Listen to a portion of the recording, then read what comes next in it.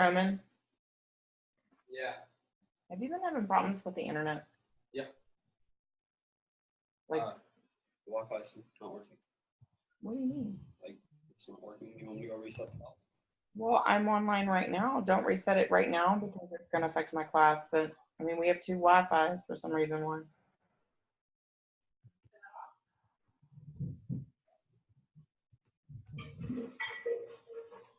Hey, Kevin. Hello. How you doing? I'm doing all right. Yourself? Doing pretty good, I think. It'd be better if all this technology would work the way I want it to, but that would really be nice, but I don't know if that's going to happen.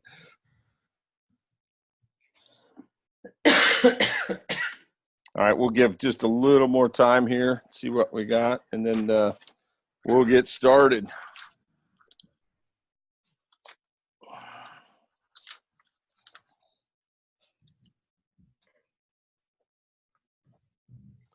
Let's see, we've got Adam, Dawn, Cordy.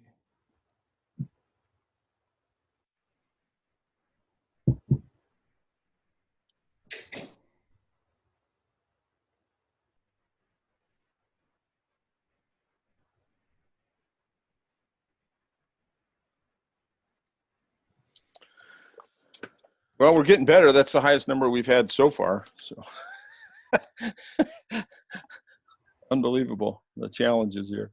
So all right. Well, let's start off with prayer and get going. Okay. Want to take use your time wisely as well. So, Heavenly Father, I thank you for this day. I thank you, God, for your love for us. I thank you for the ways that you provide and protect and care for us. I pray for each person here tonight, those that are maybe trying to get on. I pray, God, that you would just kind of work through all the technological difficulties we're having and just allow us to be able to meet in a good and timely manner. Pray for your wisdom to just pervade through all that we talk about tonight. And we ask this in your name. Amen. Amen. All right. All right. We kind of left off last week talking about change and different components of change. And we talked about SMART goals and some of those things. And we kind of left off looking at, what part does God play in change, and what part does spiritual warfare play? Does wanting to have a more godly lifestyle, play a part of more of a part than not wanting to sin, say? What part does prayer have in change occurring? And then accountability is another part. And if you think about it, these are a lot of the things that occur within Christian counseling, because we try to bring in all these different elements as a part of bringing about change in people's lives. So, and then the difficulty, reactive change, when something happens that we have to respond to, some kind of sudden crisis, a trauma of some sort, different conflicts, financial problems, depression. So we typically react to that as a way of trying to cope and to bring about more healthy responses. If your car runs out of gas driving to work, that's going to precipitate some type of reactive change on your part to solve the problem. You may make a change in, every week I'm going to fill up my car with gas as a way of bringing about change. How long will that change last, though? Does it only last for a few weeks that we do that, and then or do we develop a lifelong pattern of always putting gas in our car on Fridays or something? Proactive change, things that we talk about there: losing weight, building our marriages, parenting, spiritual disciplines. These are the two most common types of change that we talk about within Christian counseling, but just in humanity themselves. So any thoughts on those? That's kind of where we left off last week by review. So nope. Okay. So, Chris. Yeah, go ahead. I guess this is the bigger question, but why are some very temporary and why are some more long term? As far as change? changes. Yeah. Yeah. What are the thoughts out there on that? Why are some changes long term and others are not? What do you think? Adaptive reality. Adaptive reality. Okay. Any more thoughts on that? What would that look like, Dawn? Yeah, it depends on whether or not you have realistic goals and a time frame that's realistic. I mean, Okay. when you have realistic goals, you tend to, and timelines embedded with inside of realistic goals, you tend to succeed. If you have goals that are, Mm-hmm. have too large of a dream or a vision and you don't have a realistic time frame, Mm. if you say you're going to lose 30 pounds in 2 weeks, it's probably not realistic. People tend to give up. So Yeah. Right. their adaptive reality meeting their vision and their goals. So, Okay. All right. But you also have the fact that life changes. So Mm-hmm. in your scenario where you ran out of gas, your job may change, and you may have a job closer to home where you ride a bike. And so Yeah. Yeah. You may get fired. so the reality of life around you changes as well. Right. Okay. All right. I think some of it can be your motivation. All Is right. it- Yeah. is it something you really want, or you like somebody's telling you you have to do it? Mm-hmm. Okay. Uh, So if it's a choice, then it may be more long term as opposed to if I have to do it, maybe not so much, or the other way around. Well, I think sometimes if somebody's putting on you as you have to do it, or it's almost like it can be, not always, it can be a positive thing, but it can also be a negative thing. Can be, sure. Yeah. Yeah. And Ashley? then- Oh, I'm sorry. Go ahead, and then, Kevin. Maybe we resent Mm. the expectation of change. Yeah, maybe so. Maybe so. Yeah. Ashley, you have thoughts on that? Long term versus short term change. I mean, I think, of course, what everybody else said, but also the thing that I didn't hear maybe is just how much you rely on God's grace to do it. Mm-hmm. So Okay. like if you're saying, God, I can't do this on my own, I need you, if you're Right. on His grace. Okay. Yeah. Yeah. I think for me, one of the things that stands out for Adam's question, what's different between long-term and short-term change? And I would kind of sum it up with identity. What is the identity that I have? In that generally is going to dictate whether a change is long-term or short change. If my identity is in Christ, then the changes I make are, and this kind of fits in a little bit with what Ashley was saying as well. Well, all of you actually. Then that identity is going to kind of dictate my behaviors because I've chosen it. It's something I want. And then if I hold myself accountable to someone else who knows that that's maybe a healthy thing that I struggle with in perpetuating as a longer term habit, then accountability and some of these other things we talked about begin to be more and more a part of a long-term change, that it becomes a part of our identity. Think of devotional life. I was sharing with my wife a couple of weeks ago, years and years and years ago. I was at a training for Young Life, and this was back in the 80s. And one of the challenges that the leader put out, and he said, I would like to challenge each of you to email me when you've completed 90 days straight of devotions without any misses for any reason. You just have completed 90 days. I never reached it. It never happened until just recently, several weeks ago. I told my wife, I said, this is the first time I've ever been able to go 90 days straight just on my own. And just, it was a part of my identity, I think, is more what stood out to me. And having done that every day for that 90 days. Now, I would think that would have happened, quite a while ago. And maybe it did. I just lost track of it. I don't know. But it just occurred to me how long it took me to be aware of that kind of identity in a daily type of devotion. So just found that kind of interesting and sad all at the same time. So, but All right, let's look at the difficulty of change. A lot of the common reasons here that people come up against: unwilling to give up what's normal. Raise your hand if any of these apply to you. Lacking conviction that change will be better. This is a lot of times what we see in counseling is people don't actually want to change. They're not sure that the change is going to be better. Fear of what post-change life might look like. If I change, what is that going to be for me? What's it going to look like? Think of what that means in a marriage. Actually, on that one, What's that? sorry. Go ahead.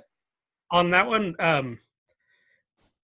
in high school, there were two guys in my grade that were kind of the jolly fat guy Mm-hmm. personalities. Yeah. They kind of thrived as that. Uh-huh. But that was their identity, and both of them decided to try to lose weight to be healthier and maybe be a little more attractive to the girls and everything like that.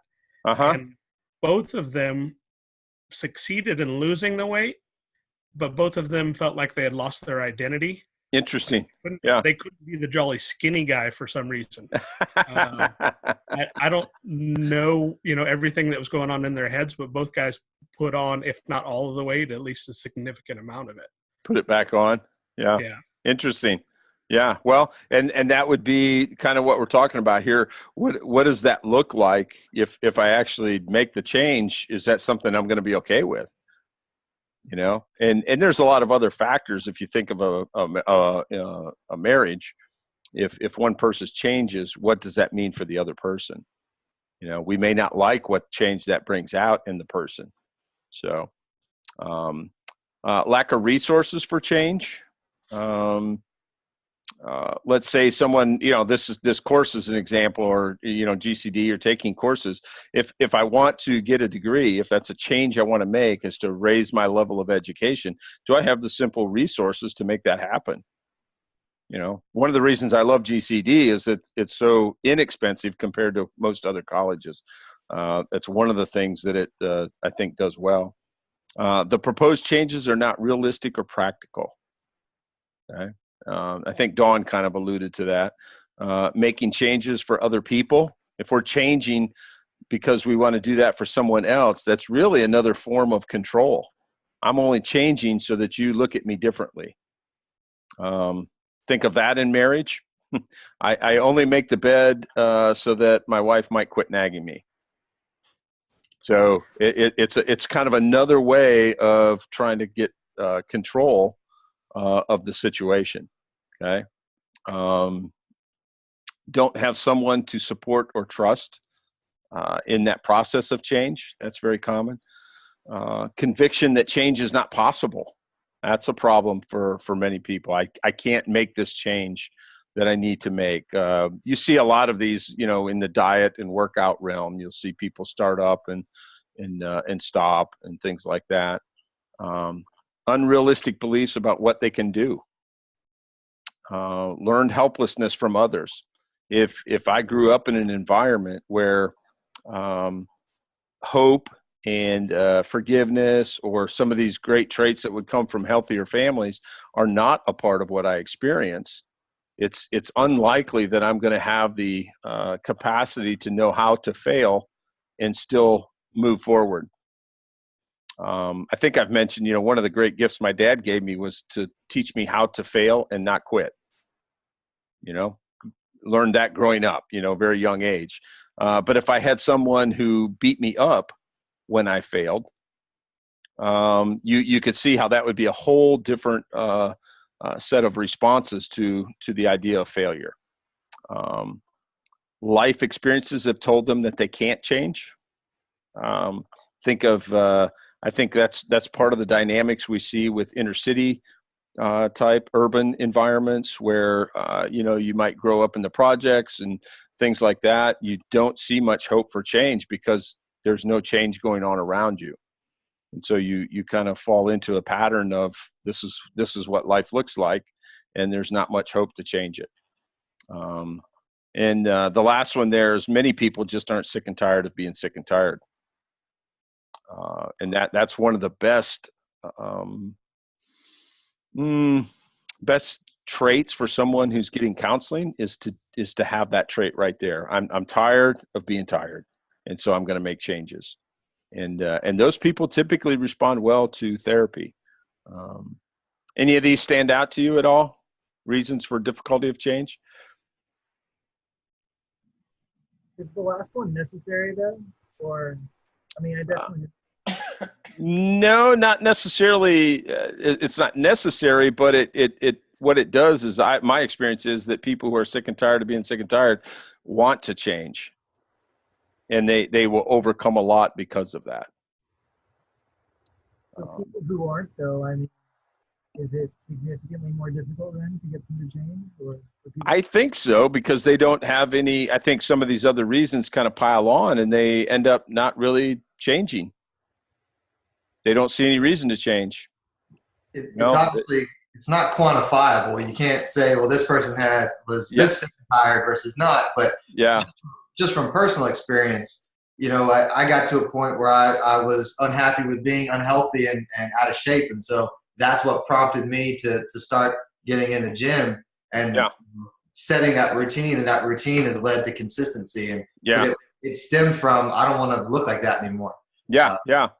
I'm sick and tired of being sick and tired of the way I look or the way I feel, whatever it is. Yeah. And I'm not saying that's true for everybody, Adam. I think it's just true in general that those who respond better to counseling generally kind of have that idea that I'm tired of being where I'm at and I want to change. Okay. Shall change that lasts. These are some different components here. And again, think of this in the context of therapy. Think of in the context of the church and the people you know in church and how this looks for them. The church is made up of a lot of brokenness. It draws people who have brokenness in their lives, which makes sense.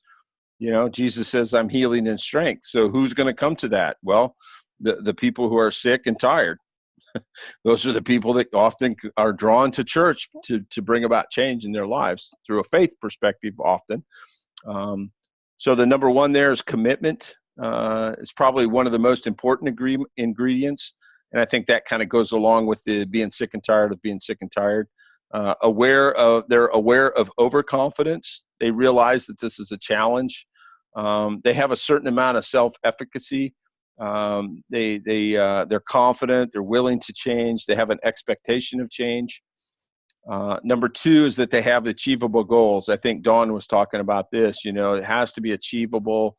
There needs to be some accurate and consistent feedback, either from self or results that we may or may not be getting. There's a plan for relapse prevention. One of the highest things that has relapse is addictions, right?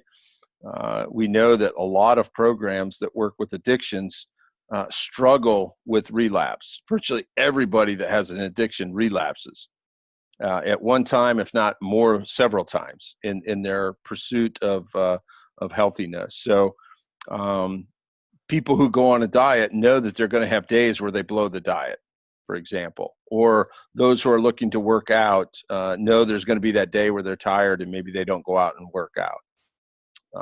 So they know that it's normal to do that, and they almost build a plan in for it. So you see that in some of the common diets. There's what are they? I can't think of the name of the day. They call it Cheat day. What's that? Cheat day. Yeah, thanks. Cheat day. Yeah. So you're able to, you know, eat that piece of cake or eat the ice cream or whatever, and we just don't want 7 cheat days in a row, right? That wouldn't be good. So.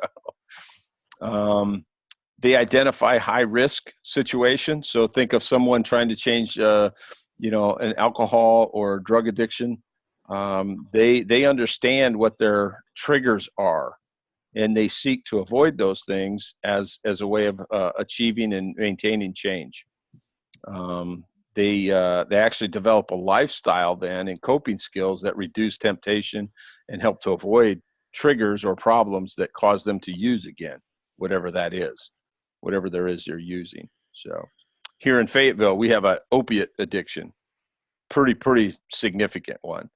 I think part of that comes from the military, but it's very difficult for people to move from that addiction to not being on that.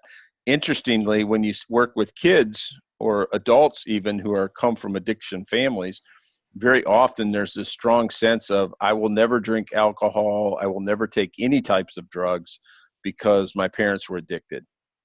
And so they almost lose a sense of balance of how some medications might be actually be helpful and even necessary, yet they will completely cut that off. And it's almost like the problem in reverse. Because my parents spanked me inappropriately, I'm never going to discipline my kids. You know, that kind of a reaction as a parent is usually not a very good one. So change that lasts usually has some kind of support system attached to it. So family, friends, God, a number of you, I think Ashley had talked about that, having a strong faith perspective that goes with change that lasts. Something we can tap back into. So any thoughts on these 4 things here? As far as change that lasts: commitment, attainable goals, relapse prevention, and support systems. That's a pretty solid list, but go ahead, Corey. I think the one that's kind of different for me that I didn't think about is the relapse prevention. It's one thing to kind of understand you're not going to stick perfectly to your workout plan or your diet. Yeah. It's Right. another to like prepare for it in advance, or at least consider, okay, if this happens, how am I going to react? What do I need to make sure that I do? I never really, it was always like, oh, I just hope I don't relapse, as opposed to rather than planning for it. Yeah, sure. Absolutely. I agree. Anybody else on these? Go ahead, Ashley. One of the many years ago, whenever I quit smoking cigarettes, that was the way that I finally had success. I did it cold turkey, but I planned, it was so much a habit. And so I planned what I was going to do, on my work lunch break, so that I wouldn't be around, go through my normal routine, which would make me tolerant more, Sure. Yeah, absolutely. Every time I would have smoked a cigarette, throughout my day, I planned what I was going to do instead. And that's how I got, finally quit. Yeah. A lot of people, they say for smoking in particular, I've heard of using something, an alternative like sunflower seeds, say, as an example, that, people would eat sunflower seeds all day as a way of keeping their hands and their mouth busy until they break through that cycle and get to the other side of it. So other thoughts on this? Adam, do you have a thought? Yeah. What are examples of coping skills to avoid the problem? What's in mind there? Maybe a coping skill might be the concept of perseverance might be a coping skill. There could be practical coping skills of I'm going to establish as a part of my diet that I'm only going to eat at the kitchen table. So that helps become a coping skill, is that I only eat when I'm at the table, something like that. I'm not going to snack or that type of stuff. I'm always going to prepare my lunch in the morning before I go to work as a part of my coping skills. So does that help?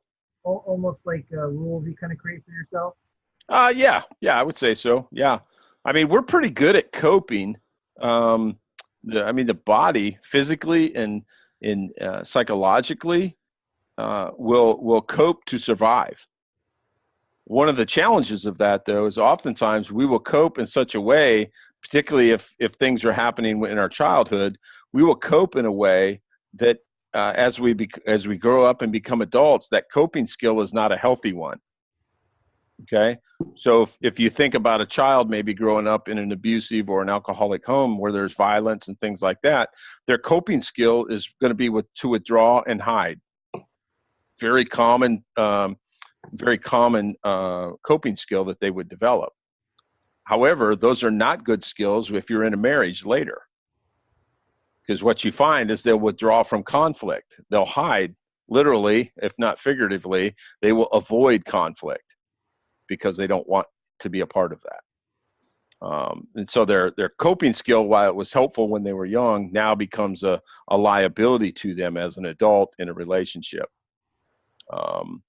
You see this in the military quite a bit. All the skills that we use in combat to stay alive generally are not very good skills to stay married. They have the opposite impact. And so, you have to be careful of how you transition those skill sets and coping skills.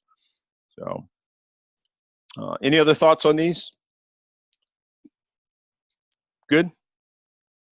So sometimes these are things that can work your way into, even if you're not doing counseling, a lot of these things are more like life coaching type ideas even. They're not so much psychotherapy. These are just things that help people be successful. Hey, I want to make a change in my business. Okay, great. That's not so much a theological concept as it is bringing out some of these ideas about change that will last. Do you have the commitment? Do you have attainable goals? Do you have some plan for to not relapse into the old habits that you're trying to get rid of? And do you have a support system? Maybe actually a business coach or something like that might help someone plan to succeed in their approach to change. So, Well, if I had to add to that, I would say, yeah, we're not always comfortable with change, and who's No. mentoring the mentor? Who's mentoring the mentor? I mean, I can't stress. I think number 4 is probably one of your largest. Who's Mhm. mentoring the mentor? I mean, Sure. all throughout biblical wisdom, God sent 2. Yeah. There was always someone who was helping others, Yep. and Yep. that's the leadership quality right there. The family and the friends. I'm surprised the support system doesn't say accountability of the mentorship. Right. Right. Yeah.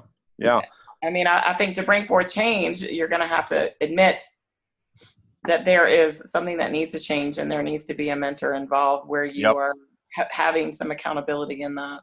Sure. Have great change. Yeah. I can remember when I first went into the diving community in the Army. I was a younger soldier and in really keen on trying to impress the leadership and be a part of the team and all that kind of stuff. And so I began to talk like everybody else on the team. All the cuss words, just not very healthy, and not certainly who I was raised to be. That's for sure. My mom would have been very disappointed, and was when I slipped up when I went home. But one of my supervisors was a Christian. He says, you really shouldn't talk like that. That's really not who you are. And I was like, you know what? You're right. And so he put me on this plan of doing push-ups for different types of swear words. So, of course, as a Christian, if I use the GD word or words, then that was like 100 push-ups. And he would sit there literally with me at the end of each day and keep track, because I worked for him. So he heard everything I said, and he would keep track of all the push-ups I owed him. And he would stay there until I had done my push-ups for the day. And after about 6 weeks, I rarely said any cuss words at all. So that kind of captures a lot of these things. You have to have the commitment, needs to be attainable goal. And then the relapse prevention was him holding me accountable as well. So thoughts on this? Yeah, go ahead, Adam. You got really good at push-ups. I did. I was like Arnold Schwarzenegger, man. I could do hundreds just at one setting, just popping them right through. So. Yeah, Chris, I had one more question. Yeah. There's one thing up there that I guess I didn't see, and that was I was curious. There's no mention of having like a healthy fear. Of, fear? Yeah, like fear. Like there's several people that I know that made significant changes in their lives because they had a really, I guess you could say, a healthy but a strong fear of going back. Yeah. Okay. Whatever it was. Yeah. That's probably a good one. That probably not a bad one to put in there. Having a respect for if I don't change, what are the consequences? I mean, like some people I know that have been poor. I mean, they just remember what it was like being in that household and eating Sure. food every single night, and like they just have a sort of fear. So I guess I was wondering in what kind of role, because I feel like that's something that's a significant difference, I guess, as opposed to like if you only have something to run towards. Some people have said that, I don't know, it's stronger it helps because when you forget your kind of vision, Uh-huh. that fear helps push you forward when you don't have the good vision for it. Sure. Well, and that's certainly something that's held in tension in Scripture too. I think is it's not just what we run towards; it's what we're staying away from. There is that dynamic. I think that's probably a fair one to consider. Yeah, it's not like I really want to go to hell, Right. So it's like, well, yeah. But I think if our focus is I'm only doing this to run away from hell, then we kind of really forget what we're running toward, which is more about posture as opposed to performance. And maybe that's the difference. That's like a both and, right? Yeah, maybe so. I think part of what the Scripture teaches is we want to be offensive with our approach. That the gates of hell will not prevail against the gospel. That's an offensive message. So it's a message that's always pointed forward, but that still doesn't negate the reality of why are we going that direction and not the other direction. So I think there's still that healthy balance. But I do think we want the positive, the identity seeking part of us to dominate this discussion. Not just a fear-based approach. And not that you're suggesting that, but I think as a parent, I would like my kids to respect me, but not necessarily fear me. But is fear necessarily all that bad? I don't know. So sometimes maybe not so bad. Depends what the circumstances are, right? Yeah, that's a good point, Adam. I like it. All right. Kind of shifting gears, going to the changing world of Christian counseling. A lot of things are changing in life in general. I mean, just look at technology, for example, is just one example. There's a lot of challenges that we have just based on technology. The pace of life is speeding up. It is many people are overwhelmed, they're busy, and stress leads to problems. And I know as a therapist and one who regularly is engaged with these things, this is a lot of what people come in for to get care for. And a lot of times they don't come in until it's almost too late. So they've been establishing these patterns of stress and being overwhelmed and busy for long periods of time, and it affects their health. So the pace of life is definitely changing within our culture. And again, the technology piece there, we're more connected and yet more disconnected at the same time. We've never been so connected. I mean, just the evidence of that is how we do education, right? We're doing this online. How much difference would this be if we were in present with one another in the same room? And I would suggest it would be a significant difference based on the body language and the ability to reach out and touch one another and those types of things. And it's almost like we're becoming more and more comfortable with being disconnected and settling for virtual connectedness rather than real connectedness. And I think that's part of what we do see. We have this growing tidal wave of information. Data is doubling to I think something like every 2 years. The amount of information that's out there that needs to be sorted through is doubling every couple of years. And so one of the problems one of the challenges we have is how do we help people sort information? How do we pick what's needed and healthy and right out of all the information we hear? And good leaders, healthy Christians are able to sort through that stuff and pull out the salient points of any particular issue and come to some healthy conclusions about it. Any thoughts on this one, the technology piece? What do you think? Yeah, Chris, I was just thinking about as we look at churches broadcasting services online. Yeah. Mm-hmm.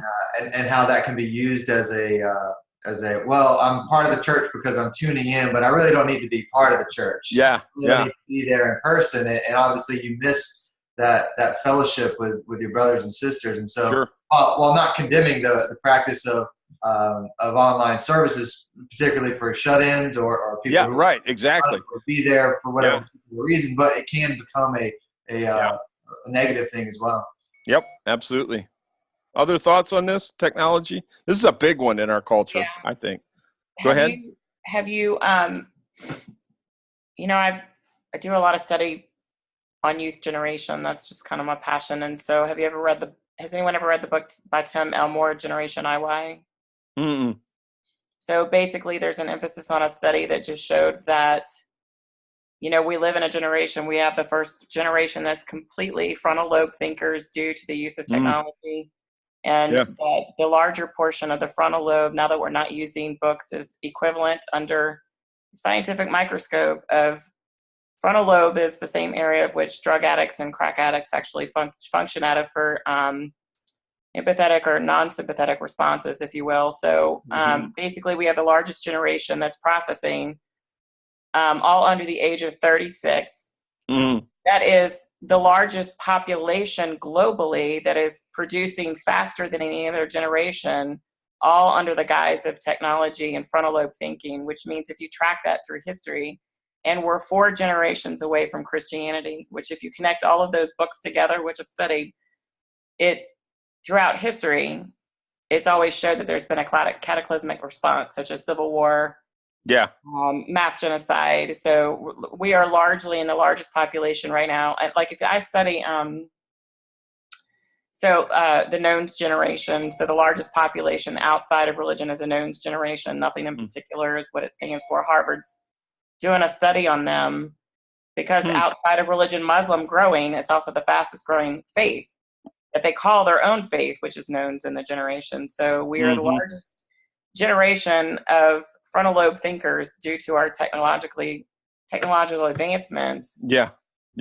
Which is equivalent to unsympathetic thinking due to technology. And if you go back and look at some of the apps on your phone, Snapchat, they were developed because of the brain responses of touches and to deprogram sympathy and empathy. So basically what's happening is these touches with the brain are causing people to become non-sympathetic individuals faster. And some of these apps, the developers are actually coming out and saying they regret making them because they realize the impact it's had on our generation. So I have endless books on on this. So interesting.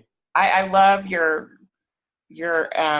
clinic as far as, I'm sorry, I don't know the appropriate word, as far as helping people with PTSD and reprogramming the brain. It's actually centering in a different area of the brain. Right. Is immune to this area. So I'm fascinated with what you do. Well, and some of the videos you're going to watch, like the Tronic still face, and when you talk about how communication occurs, and communication is all right brain to right brain type activity. So it's always through the senses: hearing, smell, touch, taste, those things. That's how we communicate.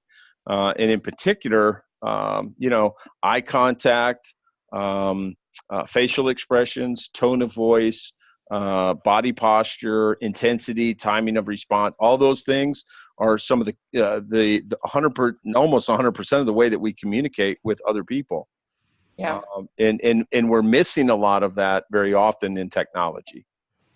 So we think we kind of get it, but then we don't. So Adam, you had thought?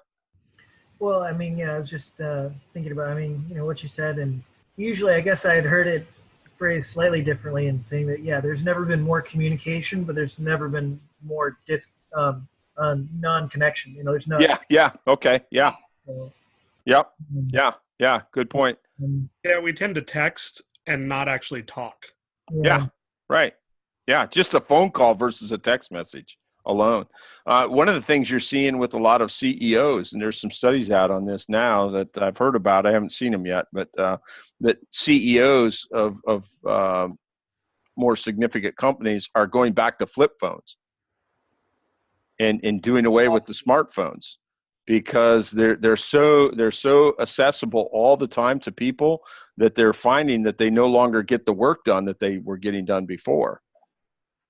They're so busy answering emails throughout the day that they lose their productivity in chunks and segments that they give up. So And I've noticed this with myself pretty much now. I only do answer emails like 3 times a day.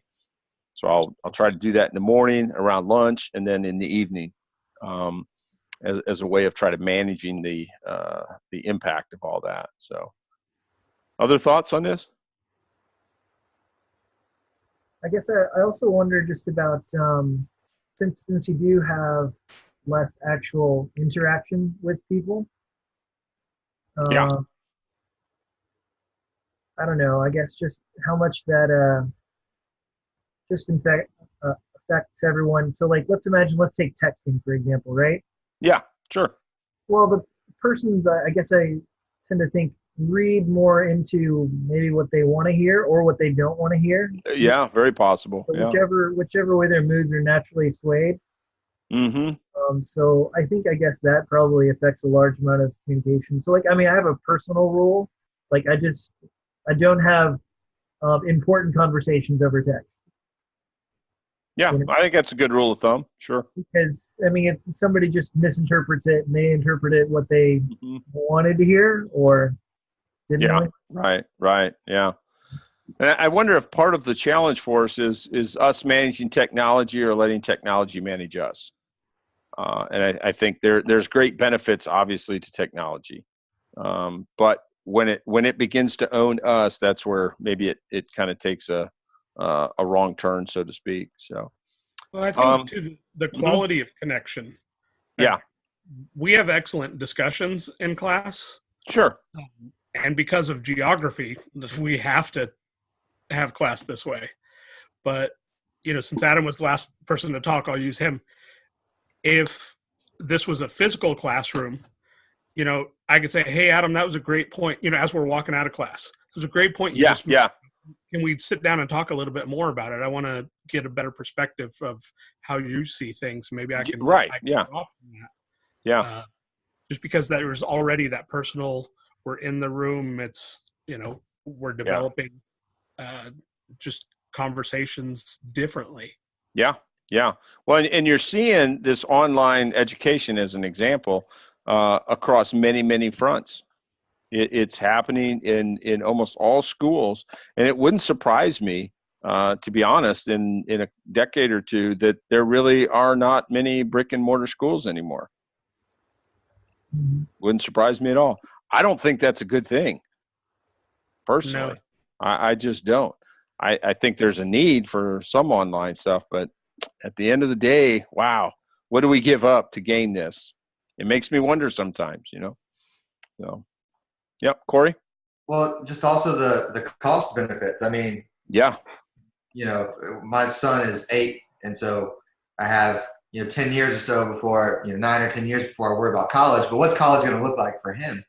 And the cost involved. As education costs continue to rise, and you see the student loan debt and all this kind of stuff, what would be more practical for him? Where it goes from practicality to maybe face to face would be better, but if he able to get a degree, working a job, and studying, Sure. There's things. Oh yeah, absolutely. Which is part of what drives all this. Almost money drives most of these approaches, without a doubt. So, did any of you happen to see what happened at is it Morehouse College? Was it Clark Atlanta or was it Morehouse? Morehouse, I think it was Moore College or Morehouse College. Okay, Morehouse then. Yeah. I can't remember the name, but the guy, they had a billionaire who was speaking there. Smith, I think, was his last name.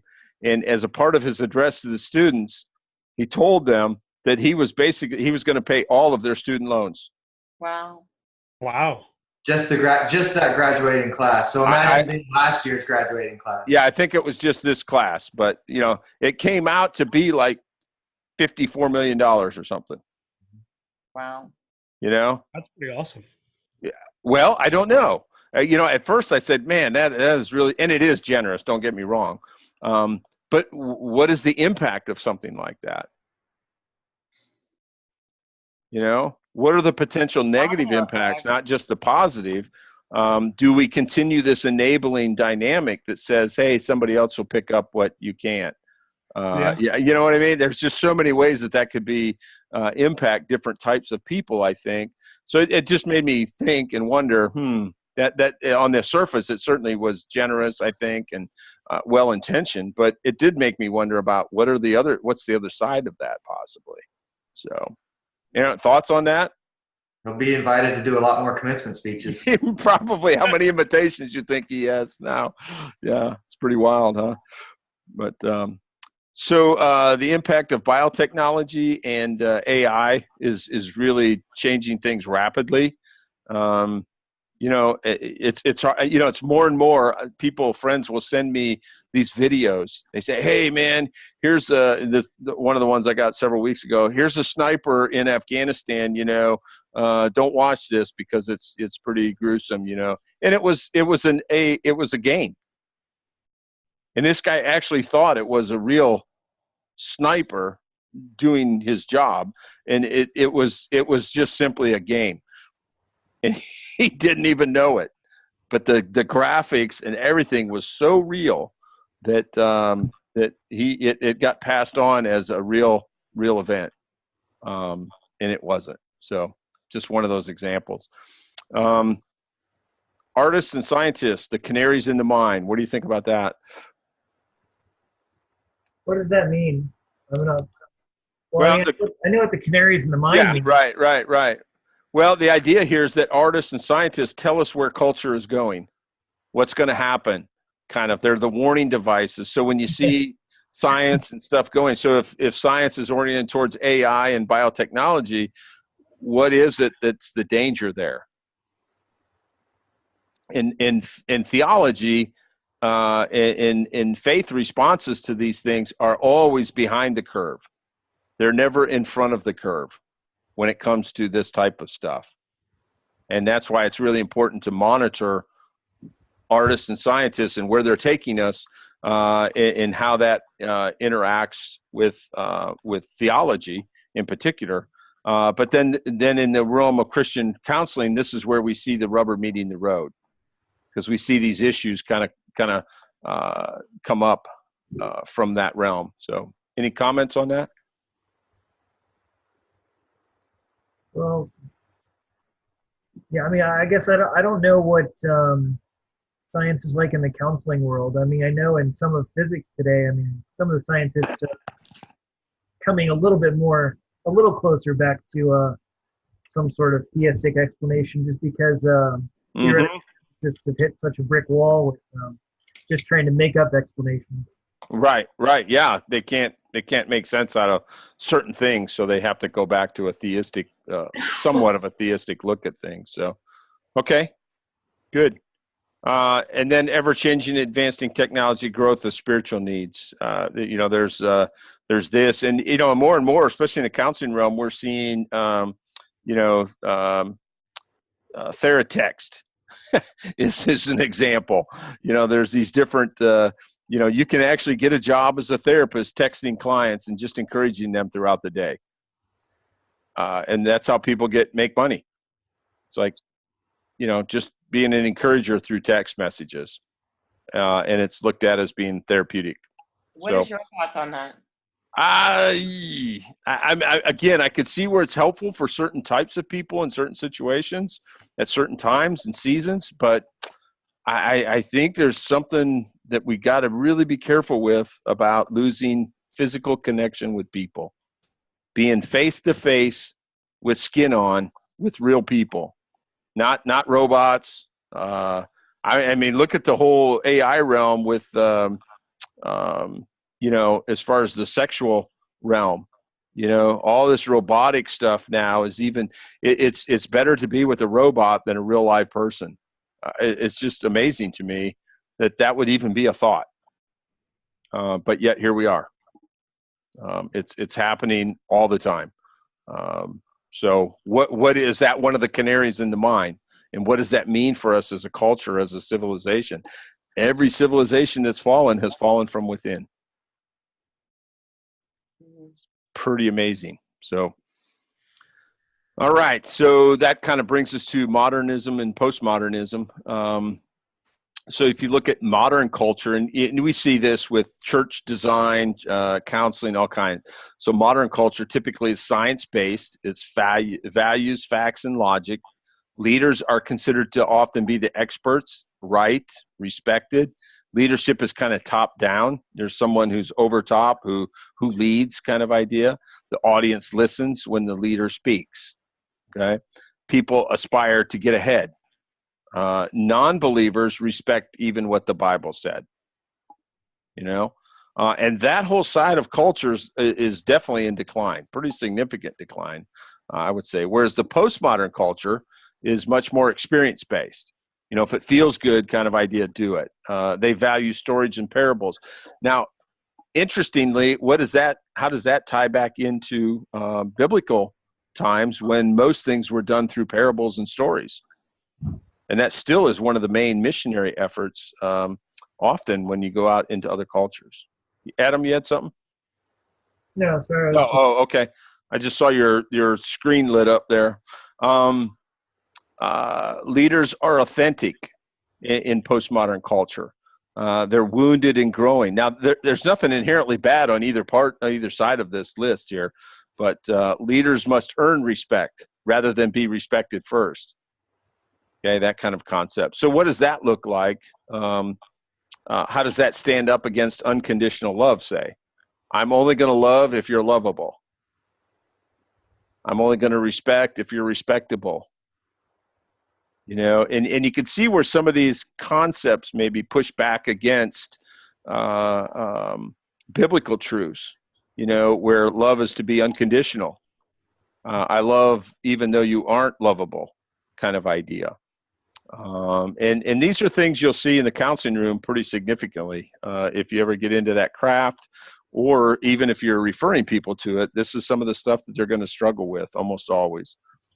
Leadership is in teams rather than an individual. Audiences participate in learning. It's much more experiential. People are inspired to move, to do things. And non-believers respect what they see working in believers, not just because the Bible said so. What do you think? Thoughts on this? Is this compared to what you see in your realms and church and all kinds of places? Is this make some sense or fit some profiles? Yes, I do think that there's been,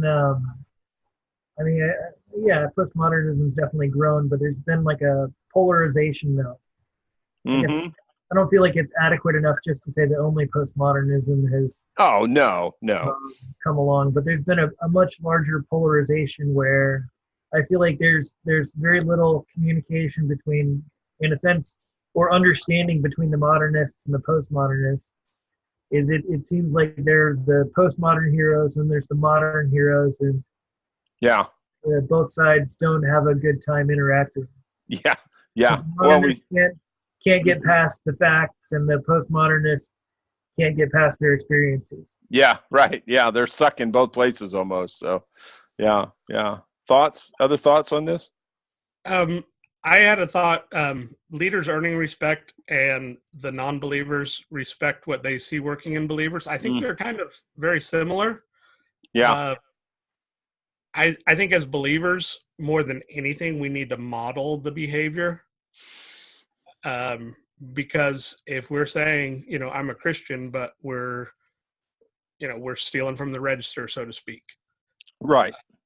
They're gonna see that. And I think leaders earning respect, there's also leaders earning disrespect, because, some people just have a management style of it's always negative. It's always berating the employees underneath them. Maybe even in some cases cussing them out. Why do I want to respect you? And why do I want to work harder for you? Right. Always that way. And then especially if that person tries to pass themselves off as a believer, if I'm a non-believer, I'm going to say, well, is that what Christianity is all about? Sure.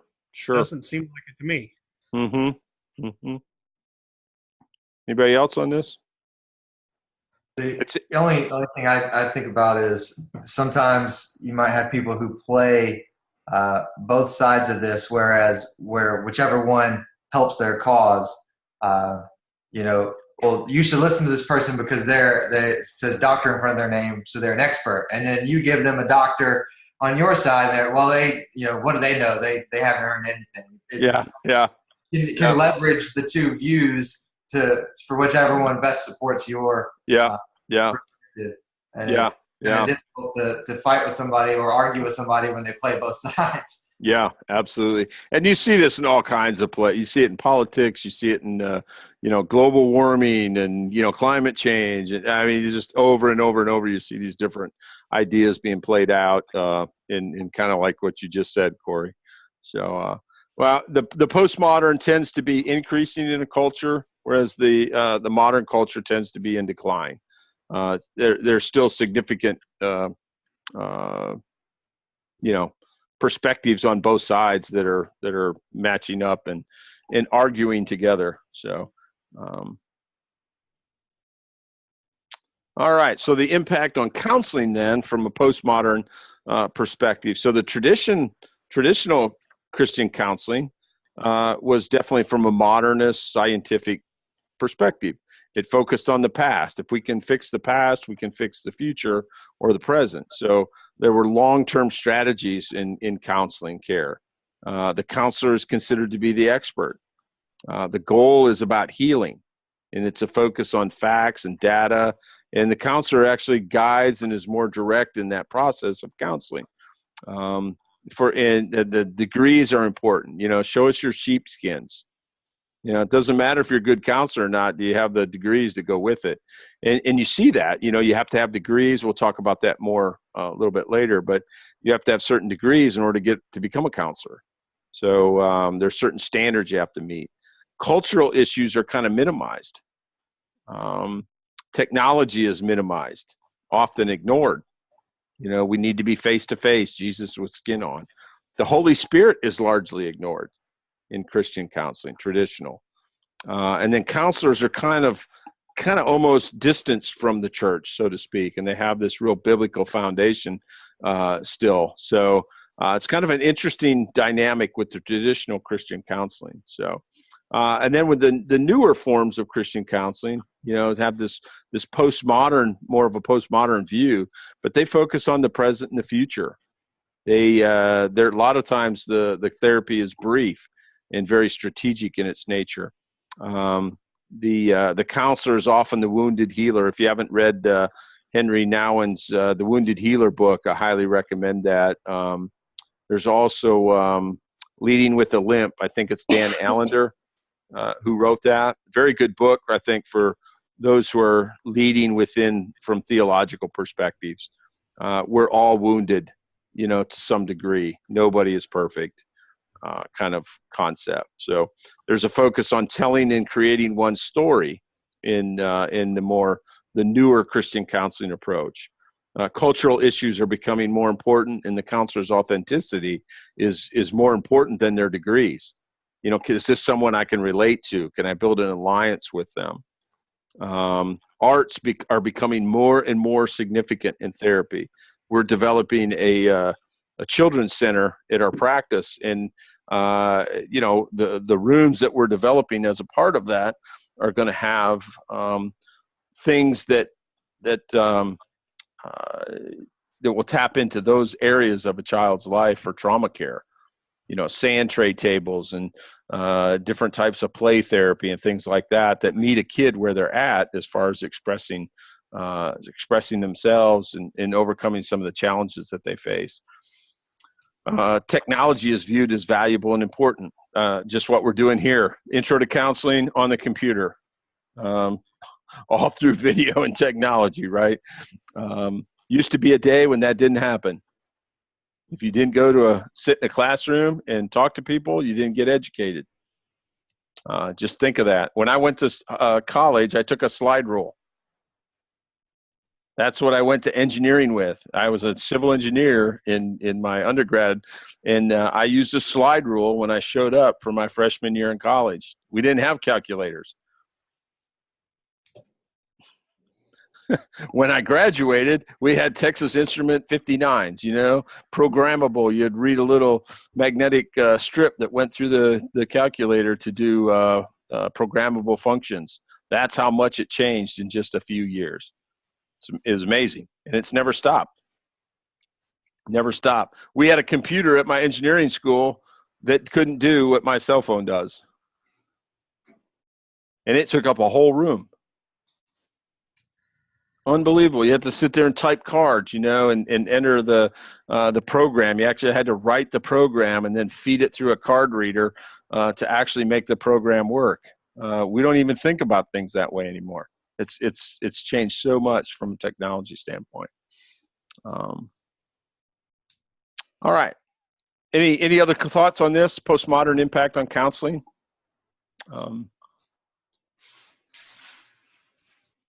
I think on some of them, I feel as I'm looking at the columns next to each other, Uh-huh. like some of them you could almost like draw an arrow and say start on one side, and then like because focus on the past. Some clients you would have to dig up some things in their past to help them let go of those things, Uh-huh. and then focus on the present and future. Yeah. Well, there's some truth to that. That is what many counselors would say. But there's a new breed of counselor who says doesn't matter what's in your past. All we're focused on is can we change what's happening now in the present? So one of those counseling modalities is called solution-focused therapy, and all we look at is solutions. We don't even try to explore the problems, because that doesn't matter in this type of approach. We don't spend time talking about problems when we can be focused on solutions. That might depend on the client, though. Well, yeah, but I meant from a modality though that's being taught to therapists. That's Right. the modality they're taught. So structurally, looking at how counseling is being taught is changed. But you're right. I mean, not all people will want to have that approach that come in for care. You're absolutely right about that. Many don't. Aren't you going to hear my story? You don't even know who I am. You don't understand me. So they want people generally to understand their past as a way of understanding what's going on in the present and possibly the future. So, okay. Basic counseling skills, questions we must answer if we're to be counselors.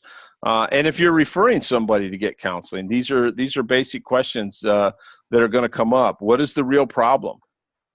And invariably, the problem is never the problem in counseling. What the client says is the problem is generally not the problem. It's something much more from the past that's coming out in the present. So should I even try to help as a therapist? Who am I to say that someone has a particular problem other than their own admission of it? What if their problem that they say is a problem is not a problem? You go to Europe, drinking, as a young person is not a problem. You have very, very few drunk drivers, say in Europe, compared to the U.S. So, is it even a problem to drink in Europe as opposed to here, say? What can I do to help? And would someone else be better qualified to help this person? So these are some of those basic counseling skills that everyone needs to have some experience around and be able to do. And of course, the more experience we have, the better we typically tend to do these basic skill sets. Okay. So personal characteristics for a counselor, warmth, just kind of be genuine and just have a warm personality. And usually you can describe your own person and how they would match up with you there. Empathy, genuineness, positive regard. They're non-judgmental. They're accepting, and overall have a sense of joy about them.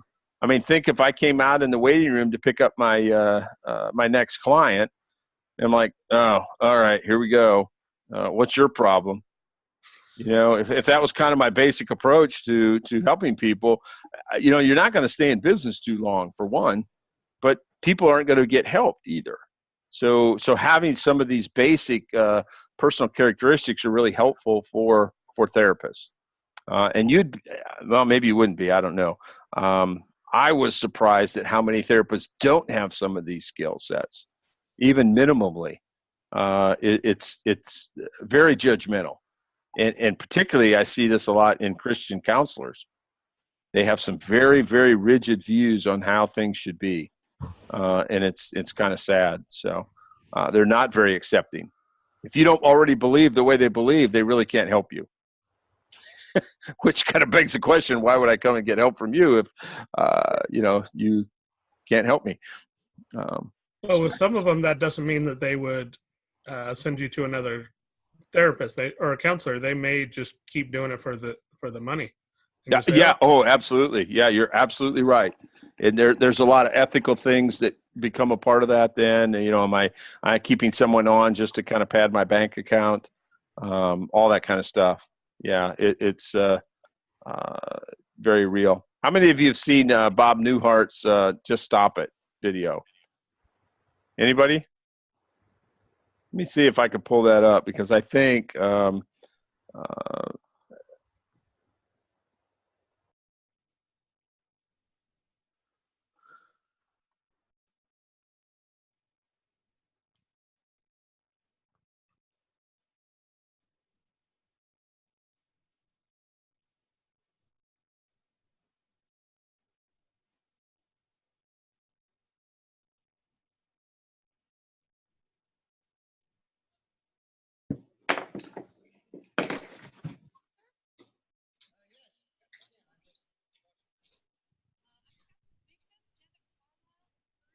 everybody hear that?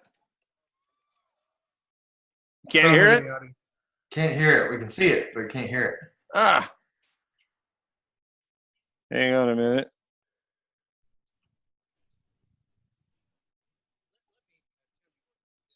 I think for the first 5 minutes, and then absolutely better? Nothing after that. How does that sound? Let me go back there. Let me tell you a bit about our billing. I charge $5 for the first 5 minutes, and then absolutely nothing after that. How does that sound? That sounds great. Too good to be true, as a matter of fact. Well, I can almost guarantee you that our session won't last the full 5 minutes. Now, we don't do any insurance billing, so you would either have to pay in cash or by check. Wow. Okay. And I don't make change. All right. And go. Go. Well, tell What? me about the problem that you wish to address. Oh, okay. Well, I have this fear of being buried alive in a box. I start thinking about being buried alive and I begin to panic. Has anyone ever tried to bury you alive in a box? No, but truly thinking about it does make my life horrible. I mean, I can't go through tunnels or be in an elevator or in a house, anything boxy. So what you're saying is you're claustrophobic. Yes, that's it. All right, well, let's go, Catherine. I'm going to say 2 words to you right now. I want you to listen to them very, very carefully. Then I want you to take them out of the office with you and incorporate them into your life. Shall I write them down? Well, if it makes you comfortable, it's just 2 words. We find most people can remember them. Okay. You ready? Yes. Okay, here they are. Stop it!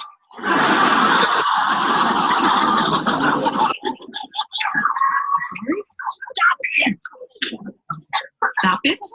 Yes, S-T-O-P, the word I-T. So, what are you saying? It's funny. I say 2 simple words, and I cannot tell you the amount of people who say exactly the same thing you're saying. I mean, this is not Yiddish, Catherine. This is English. Stop it. So, I should just stop it. There you go. I mean, you don't want to go through life being scared of being buried alive in a box, do you? I mean, that sounds frightening. Yes. Then stop it. I can't. I mean, it's been with me since childhood. No, we don't go there. Just stop.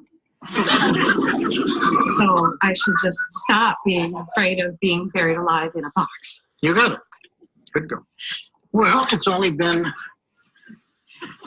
3 minutes, so that will be $3. I only have a 5, so. Well, I don't make change. Then I guess I'll take the full 5 minutes. Fine. All right. Well, what other problems would you like to address?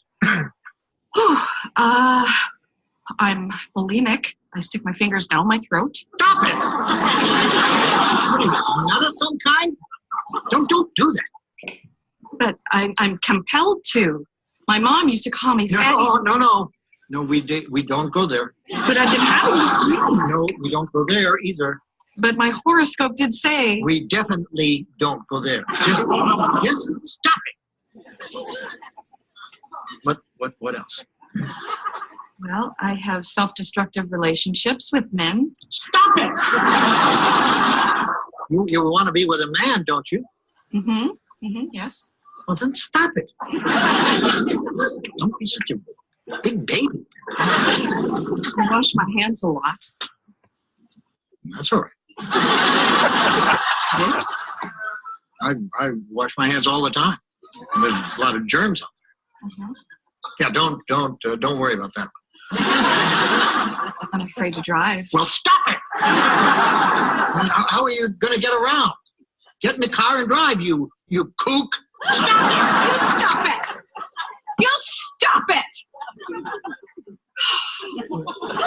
What's the problem, Kathy?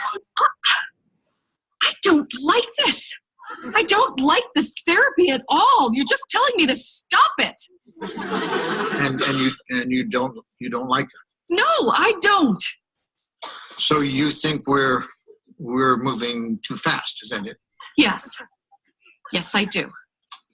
All right, then let me give you 10 words that I think will clear everything up for you. You want to get a pad and a pencil for this one? Right. Are you ready? Mm-hmm. All right, here are the 10 words. Stop it or I'll bury you alive in a box!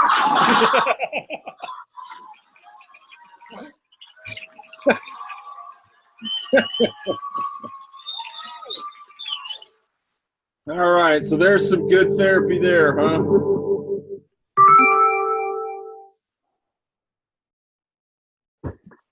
Whoop. There you go. Oh, can't get out of it now. It's been frozen on my screen. I can hear it, but Okay. I just get to see Bob Newhart. So. Oh, okay. All right, let me get back to this. Now with that counseling knowledge, I can open my own practice. There you go. That's pretty cool, huh? Yeah, that's kind of one of those classics. Pretty funny Bob Newhart stuff. But why can't we just stop it, right? Doesn't work that way. So not good counseling techniques there. So other qualities for effectiveness in counseling, the counselor generally having psychological health himself is really kind of an important concept. You'd be shocked, maybe not, as to how that's not true in the counseling profession. Many people get into counseling out of their own trauma and challenges, and they never really get healed before they get in there. So it doesn't mean being free from problems, but it still has a sense of, have this sense of meaning or purpose that needs to be a part of your practice. You can't give what you don't have is kind of a one way to say that. So if I don't have a concept of love and forgiveness, how can I give that to anybody? It's really kind of an important concept. So genuine interest in people, that's kind of an important characteristic for any therapist, that they actually care about the people they're working with. having kind of a nature of being concerned for others, let people see that they're genuine. Empathy, the ability to feel with people, to understand how a client sees things, even if we don't agree with it, that's okay. How can you help them if you can't see things from their perspective? It's really, really hard. But think of marriage again.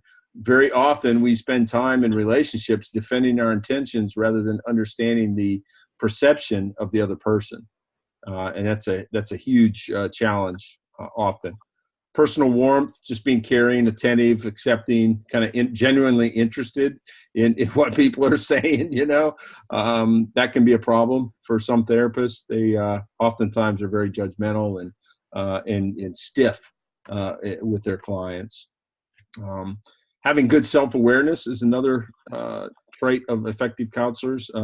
Kind of aware of their own true personal motives and limitations is quite important. Got a therapist who works for me who has trauma in her own past and understands that she is not the person to work with another person's trauma. And that's good self-awareness. She'll allow us to move those people to other therapists to give them the right care that they need. So, and most therapists need to be committed to some kind of ongoing personal growth. They're constantly reading. They're always open to new ideas. And it's not that they have to always agree with the ideas, but they're at least open to thinking about things in new ways. They have a willingness to change themselves. They're able to not be liked by someone in order to do what's best for them. And oftentimes clients will get upset with therapists. They don't like sometimes what they hear from us. And they will kind of push back on that. And we have to be willing to not be liked by them in order to help them. So able to love a client enough to tell them no. That's one of those characteristics. So. You mean stop it? Yeah, just stop it. No, tell them stop it. Stop it. Yes, I'll have to change those words there. Other qualities, awareness of values, especially for Christian counseling. Kind of the core of the counselor's personal stability needs to come from their own personal value system. They're not swayed by the latest trends. They're not easily manipulated. They really hold on to their own values and core beliefs and live according to them. That's kind of an important, and people like this, I'm sure. They may not be counselors, but they're solid people. And these are some of the things that you see in them, right? They're sensitive, though, to the values that other people might have. They don't necessarily demand that other people think and act the way they do. They understand internal and external locus of control concepts. They're not driven by what someone else thinks about them or needs them to be. They can do that internally themselves. That's a huge, huge difference. Another way to look at that would be through the lens of idolatry. An idol is something we create external to us, outside of ourselves, that we use to manipulate our world. An internal locus of control in the realm of faith says that's something that's inside of Christ in me is the locus of control for me. So it's a very different perspective, and you'll see that. And just think of the different relationships you have and how those play out, and just look for the difference between external and internal locus of control, and see what you see. It's really kind of a fascinating perspective to have. Effective counselors have a tolerance for ambiguity. They don't have to have this black and white approach necessarily. They're able to live with uncertainty in the room, and they don't necessarily need this clarity all the time, but they're able to kind of bring that clarity from the chaos and the vagueness that might be going on in a client's life. They understand that there's not one approach that works with everyone. They're flexible enough to try different things with different types of folks and in the context in which they might be coming from. They remain flexible to work with uncertainty without becoming anxious over it. If my client's not getting better, does that mean I should be getting anxious? that type of thing. Or if a client's not understanding maybe a concept that I'm putting out there, is that okay for me? Do I need to get anxious about it? So impatient and controlling counselors will fail because they're trying to control their clients to get them to change. And that never really works because the client never takes ownership of the change that they need to make. And that's a pretty important concept with counselors. Spiritual characteristics, they're Jesus with skin on. They reflect, the attributes of Christ, love, joy, peace, patience, kind, all that kind of stuff. Integrity, they have courage, they care. They genuinely care about people and their well-being. I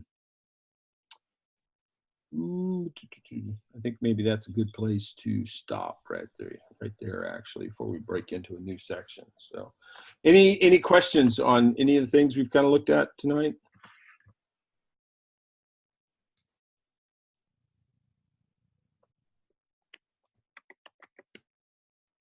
I have a question. Yeah. Are there any safeguards to keep people who probably shouldn't be therapists from being therapists? Because I personally know of someone who is a therapist, and in my opinion, I wouldn't send anyone to them, Yeah. No, I mean, that's a great point. Yes. Are there safeguards? Absolutely. Every state develops their standards for someone becoming a licensed therapist in particular. Now, if we're not talking about a licensed therapist, we're talking about a quote unlicensed person who's providing counseling in a church. That's different. But any therapist who's licensed has gone through a fairly stringent process. The problem is that people still get slipped through. You have supervisors who are supposed to oversee that and kind of be gatekeepers for the development of the counseling profession, but have a problem with drawing boundaries with their counselees. They don't call them into account for some of these different approaches that most certainly would come up in good supervision if the counselor is doing their job right. Okay, so I do a lot of supervising. And I have to listen to raw tape of my counselees working with clients every session we have for supervision. Okay. Now that's a pain because the counselee has to make those audio tapes. They got to bring them in. We got to listen to them. Then we dissect them, and that's the way supervision is supposed to work in North Carolina. However, a lot of supervisors in North Carolina don't do that. They don't listen to tape. But if they did, they would pick up on these things and the problems that the counselors are having with their clients. But if they don't, how do they know? They would never know. And so oftentimes these folks will get licensed and they're not very good therapists. In fact, they do more damage than they do good. There's a reason that I think it's somewhere around 60 to 70% of private practice therapists end up quitting and folding up shop because they can't make a living at it. They're just not good. And it sounds like that person that you talked about might be one of them. So it's kind of sad. So so there are things in place, but if the supervisors don't play by those rules and don't have the integrity that they need to have, it's going to be a problem. So, all right. Any other thoughts from anyone for tonight? You mentioned somewhere in those slides talked about joy. Mm-hmm. I recently read a book that mentioned something that we should all have joy mentors. Interesting. Yeah. And, hopefully be that to each other, but sure. Just somebody who can recenter you. Yeah, sure. Well, ideally that person would be who? Holy Spirit. The Holy Spirit. The joy of the Lord is my strength, right? I mean, so if I want to be in the presence of God, God inhabits the praises of his people. So if my perspective is to just be in thanksgiving to God, if that's kind of the attribute or the way, the posture I want to live by day in, day out, I think that joy then becomes a part of my life. Yeah. But I think sometimes we still need you know, Yeah. the Christ in the flesh. Well, absolutely, yeah, and I absolutely agree with that. Yeah, having someone that can mentor us along that path can be very helpful. But we just have to be careful that we don't replace, the genuine article for a fake one.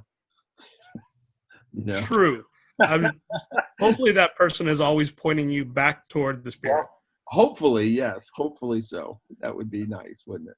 But, or getting you to listen to some worship music or something. Yeah, something that would be edifying. Sure. I mean, just think if we simply live by the admonition, let no unwholesome word come out of your mouth. Only that gives grace and builds people up. What if we just live by that? It'd be pretty quiet. We wouldn't be saying a whole lot, would we? So, but that's a struggle. Just to live by that alone is quite the challenge. So, just something to think about for us. But all right, well, we will stop there for the evening, and it's good seeing everybody. Have a great night. Thank you, sir. All right, y'all take care. All right, thanks. Bye. All right, bye-bye. Can we go over the assignment review for tomorrow? Yeah, we can if you'd like. Yep. We have a paper due tomorrow. Yes, ma'am. And it's just on why we choose to be a counselor. If or not, it doesn't have to be one. It can be both, either side. If you don't want to be a counselor, I'm just asking you to kind of think through why not, and what are the good and the bad pieces of that. So let me pull up that right here. So so it's just a 3-page paper, double space, 12 point. So it's not super long. Just the reason you want or don't want to become a Christian counselor, and how you kind of come to that conclusion. Just kind of compare and contrast what you think it might take and what you might not have as your giftings. It's not an overly heavy paper, but it's just more kind of a longer reflection paper, I guess. So, any thoughts on that or questions? No, makes sense. Mm-hmm. Pretty straightforward, nothing heavy. So, okay. All right. Y'all have a great night. You too. Thank you. Thanks. Bye. All right. Bye-bye.